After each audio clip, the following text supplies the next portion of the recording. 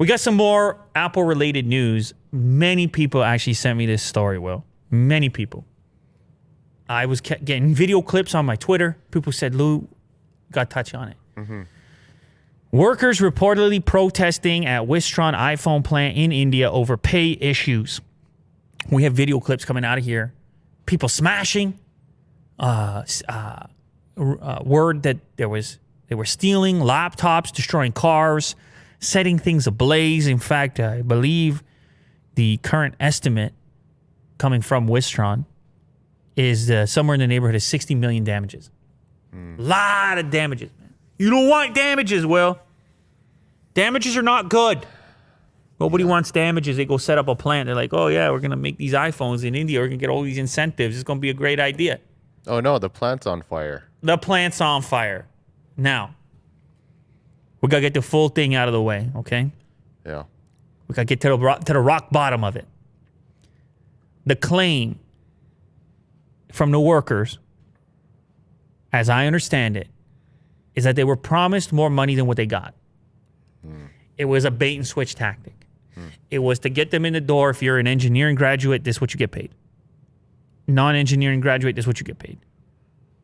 And they went through, they did the work, and then they watched their paycheck diminish from the original agreement.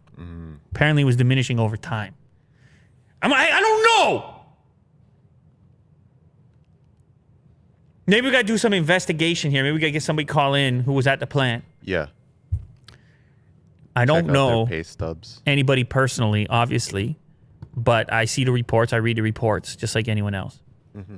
They claim there's about 2,000 workers involved in a protest.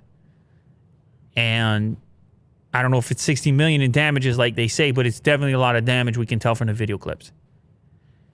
Cool. And I understand what that feeling might be like, to feel as though you had an agreed upon deal and then that deal didn't get paid out, that you're going to be very upset. Mm-hmm. However, the implications here are massive. Massive implications because there's been such a push for made in India when it comes to iPhones. Wistron, a Taiwanese company, they make the big investment. They say, okay, India, we're going to put it in the, our repertoire as one of the places we manufacture competitively, along with, God knows, everywhere else we're always talking about, whether it's China, Vietnam, Indonesia, Taiwan to a certain extent, India, Bangladesh coming in the mix, Brazil coming in the mix. And then you see all these cars flipped over and you're the boss back in Taiwan and you're like, get me out of there. Mm-hmm. Look, I'm not saying that that's the right move. I'm not saying, look, if they didn't pay what they were supposed to pay, that ain't no good. Mm-hmm. But the image, or in the politics or in the news world, well, they would say the optics, not good. You see the big Wistron logo just smashed. They were making iPhones in there, man. High tech jobs down in Bengaluru. I've been there, man. Beautiful climate. Huh. Wonderful people, by the way. Wonderful people. Oh. It's a tough one to figure out. Everyone's upset. It's obvious that everyone's upset over here.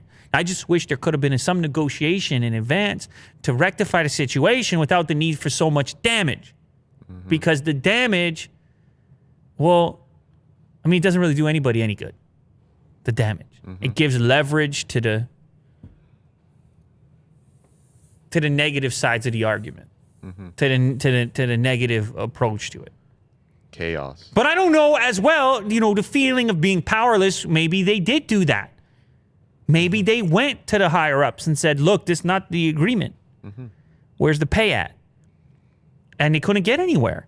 And then it bubbles out in this kind of fashion. I'm not saying it should, but I don't know, there's a lot to it with these types of situations.